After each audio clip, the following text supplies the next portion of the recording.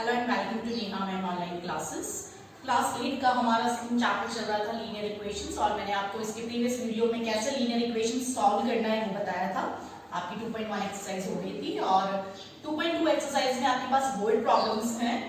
तो पहले आपको इन वर्ड प्रॉब्लम्स को प्रॉपर्ली रीड करना है और फिर पहले इक्वेशंस बनानी और सेम मेथड से आपको सॉल्व करना है। तो let's take this first question. What is in this? If you subtract half from a number and multiply the result by 1/2, you get 1/8. What is the number? वो number क्या होगा कि अगर हम उस नंबर को सब्ट्रैक्ट करें 1/2 से और जो आंसर आएगा है ना, and it will be multiplied by the result by 1/2. and the result जो आएगा उसको अगर हम हाफ से मल्टीप्लाई करें तो हमारे पास लास्ट आंसर क्या आना चाहिए? 1/8. तो जैसे कि हमें नंबर के बारे में पूछा है तो हम लेट करते हैं कि let the number be x. Unknown variable है, जो भी चीज हमें नहीं पता होती है हम उसे x मान के चलते हैं। अब जैसे आपको क्वेश्चन में बोला है उसी हिसाब से अगर हम प्रोसीड करें, if you subtract half from A number, our number is x, इसमें से अगर हम हाफ सबट्रैक्ट करें है ना and multiply the result. Now this is the result. अभी हमें x नहीं पता है, लेकिन अगर x पता होता और हम हाफ इसमें से माइनस करते तो जो भी आंसर आता that means this is the result. तो मैं इसको ब्रैकेट में लिख रही हूँ और इसे अगर हम हाफ से मल्टीप्लाई करें, हाफ में यहाँ पे पीछे भी मल्टीप्लाई करके लिख सकती हूँ और इस तरह से भी लिख सकती हूँ, then you get the result 1/8. That means कि जो नंबर है उसे हमने हाफ से सब्ट्रैक्ट किया, जो रिजल्ट आया उसको हमने हाफ से मल्टीप्लाई किया, then I get this 1/8. Now you have this linear equation. अब इसे आपको सॉल्व करना है. तो सॉल्व कैसे करना है वो देखिए आप. अब देखो सबसे फर्स्ट हमने जो लास्ट ईयर 6th क्लास में सीखा है या फर्स्ट एक्सरसाइज में सीखा है उसके अकॉर्डिंग ये ब्रैकेट हम सॉल्व कर सकते हैं फर्स्ट, या फिर एक काम और कर सकते हैं कि हाफ ये 2 जो है वो डिवाइड में है तो उस साइड जाकर आपके पास क्या हो जाएगा? मल्टीप्लाई में हो जाएगा, तो भी आपके पास ये इक्वेशन सॉल्व हो जाएगी. तो ये 2 यहाँ पर डिवाइड में है, मैं यहाँ पर ले जा रही हूँ मल्टीप्लाई में, तो ये हो गया आपके पास 2/8. 2/8 को हम कट कर सकते हैं, दिस इज 1/4. अब देखो x के साथ अभी हमारे पास हाफ और आ रहा है और माइनस में आ रहा है, दैट मींस हमें उस तरफ ट्रांसफर करके क्या करना है? प्लस में करना है. तो क्या हो जाएगा आपके पास? 1/4 प्लस 1/2. 1/4 प्लस 1/2 आप एलसीएम लेके भी कर सकते हैं और ऑलरेडी आपको पता है कि अगर आपका हाफ मार्क्स आया और 1/4 मार्क्स आया then you will get 3/4 marks. अगर एलसीएम लेके करना है तो 2 और 4 का LCM 4, here it is 1 and here it is 2, so you get 3/4. तो हमारे पास नंबर क्या आ गया? 3/4. So this is the number. अब यहाँ पर मैं एक तरीका और बता रही हूँ कि अगर स्टूडेंट ये हाफ का 2 यहाँ नहीं ले जाना चाहता है और पहले ब्रैकेट ओपन करना चाहता है ना, तो एक और मेथड आप यूज कर सकते हो कि अगर हम ब्रैकेट ओपन करें तो दिस इज क्या हो जाएगा? x/2, इसका इससे मल्टीप्लाई माइनस हाफ का हाफ से multiply that is 1/4 and this is equals to 1/8. अब वापस से आप सेम स्टेप्स करिए कि 1/4 को हम इधर ट्रांसफर करें तो this is plus 1/4.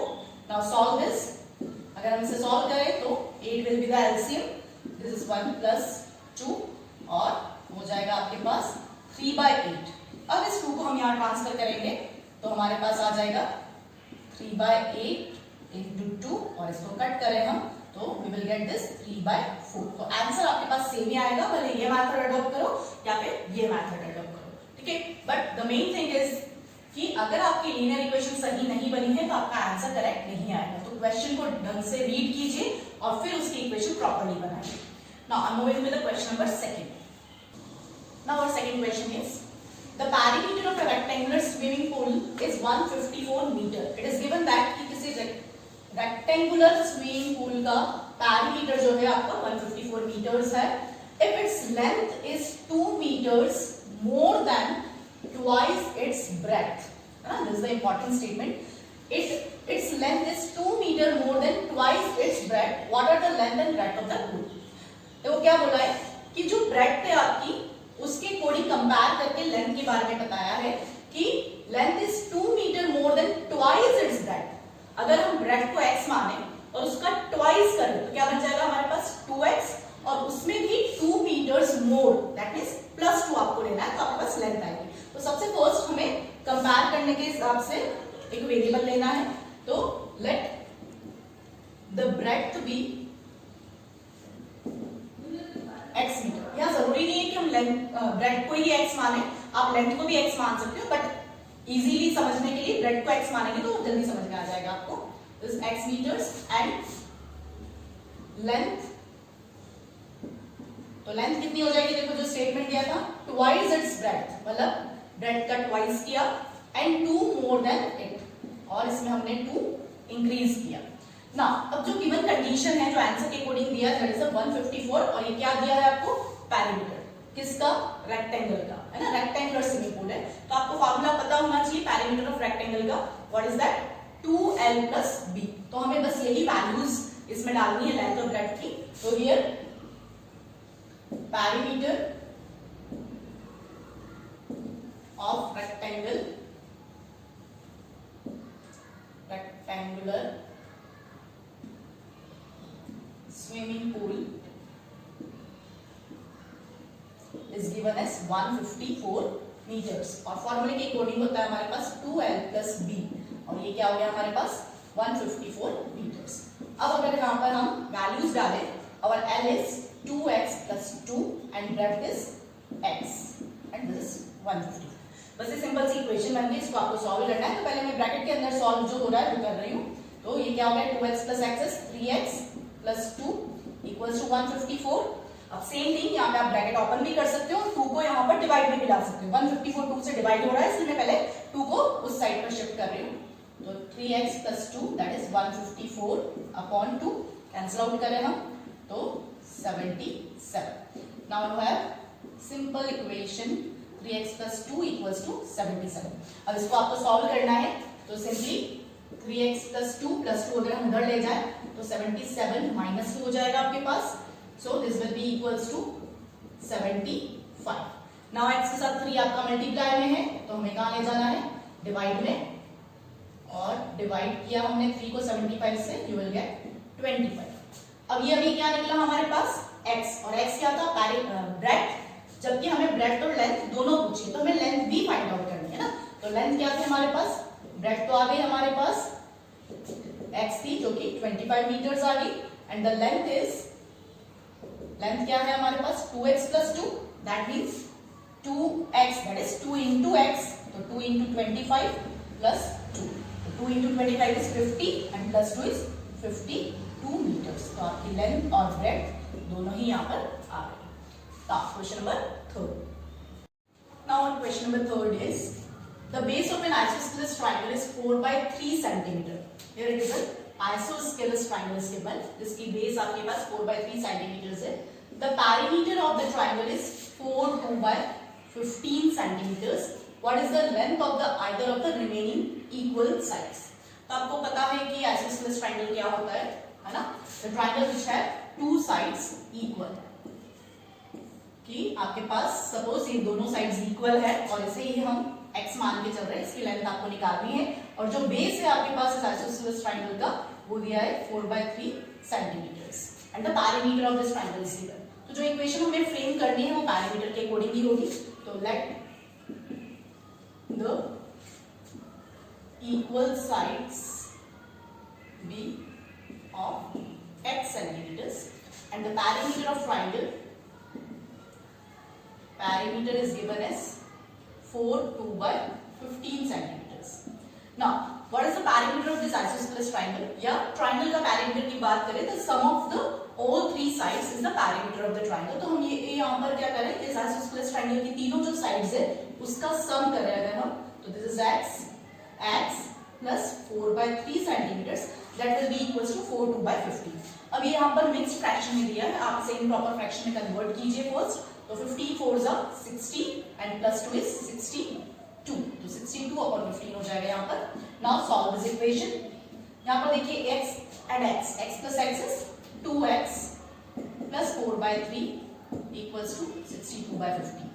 Now x के साथ हमारे पास 2 आ रहा है एंड प्लस 4/3 आ रहा है, तो जैसा कि मैंने पहले भी बताया कि पहले प्लस माइनस वाली टर्म आपको हटानी होती है, तो ये प्लस 4/3 है जो उधर जाकर माइनस 4/3 बन जाएगा। तो 2x and 62/15 and minus 4/3. Now take LCM here. So you get 15 as the LCM here it is 62 minus 5 3s are 20. Now again proceeding the next step, 62 minus 20 is 42 upon 15. अभी भी देखिए x के साथ 2 अभी remaining है, 2 भी हमें हटाना है, 2 वहां पर जाकर क्या हो जाएगा डिवाइड में, तो दिस इज 42 अपॉन 15.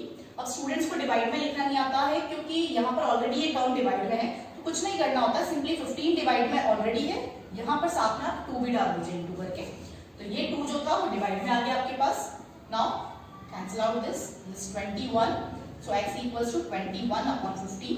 इसे भी हम कैंसिल कर सकते हैं 3 की टेबल से, तो 3 7s and 3 5s. So here the third remaining two side are of 7 by 5 centimeters. अगर इसे हम मिक्स फ्रैक्शन में करें तो this will B 1 2 by 5 centimeters. तो रिमेनिंग दोनों जो आपके पास इक्वल साइड्स है वो आपके पास किस मेजरमेंट की हो गई, 1 2 by 5 centimeters. Now next question.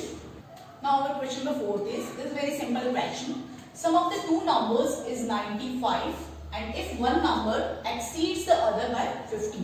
Exceeds means ज्यादा होना, है ना, तो find the numbers. तो वो दो नंबर क्या होंगे जिनका सम 95 आए और एक नंबर दूसरे से 50 ज्यादा हो. तो let's take one number be x, let the number be one number be x. अब देखो सेकंड नंबर के लिए हमें कंडीशन क्या दी है, it exceeds the other by 50. तो हम दूसरा नंबर क्या लेंगे, and the other number equals to क्या ले सकते हैं हम, x प्लस 50, क्योंकि दूसरा नंबर फर्स्ट वाले से 15 ज्यादा है, exceed that means x plus 50.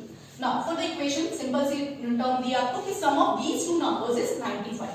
तो first number is x plus second number is x plus 50 and this is equals to 95. तो आपको सिंपल सी इक्वेशन सॉल्व करनी है. Here x plus x is 2x plus 15 equals to 95. Simply ये 15 पहले हम minus में ले जाएंगे उस साइड, तो 95 minus 15, so here it is 2x and 95 minus 15 is 80. So x equals to 80 upon 2, that will be 40.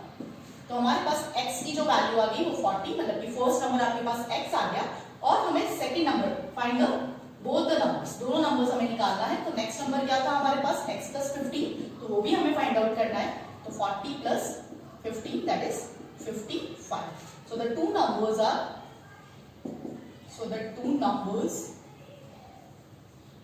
are 40 and 55.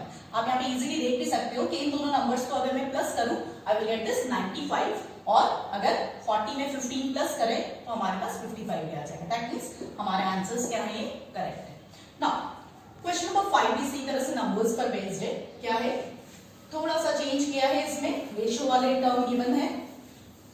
तो for the fifth question, two numbers are in ratio 5:3 and if they differ by 18, what are the numbers? जैसे हमें यहाँ पे numbers का सम दिया था वैसे ही numbers का डिफरेंस दिया है, बट यहाँ पर क्या बोला है कि दोनों नंबर्स का रेशियो हमें 5:3 दिया है. तो ऐसे जब भी रेशियो दिया होता है तो हमें क्या लेना होता है, let the first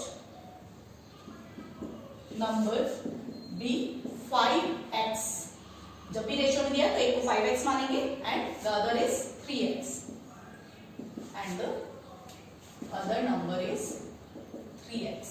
अब कंडीशन सिंपल सी दी है कि दोनों नंबर्स का डिफरेंस ऑब्वियसली 5x बड़ा होगा, तो 5x minus 3x is given as 18. तो ये बहुत ही सिंपल क्वेश्चन हो गया अगर आपको ये लिखना आ गया 5x और 3x. तो नाउ सिंपली अगर हम इसे सॉल्व करें क्या आएगा हमारे पास, this is 2x equals to 18, so x equals to 18 upon 2, that is 9. अभी ये 9 आंसर नहीं आया आपके पास, हमारे को नंबर्स फाइंड आउट करने थे और हमारे नंबर्स थे 5x एंड 3x. तो नंबर्स फाइंड आउट करने के लिए क्या होगा, so the numbers are, first number क्या था हमारे पास 5x, यानी कि 5 into x, तो 5 into x is our 9, that means 45, and the second number जो था हमारे पास that is 3x, that is 3 into 9, that is 27. तो देखो आप इन दोनों का नंबर का डिफरेंस करोगे तो आपके पास 18 भी आ जाएगा, और इन दोनों का रेशियो भी निकालना चाहोगे आप तो दोनों आपके पास कट के और 5:3 रेशियो भी दे देंगे. That's all for today.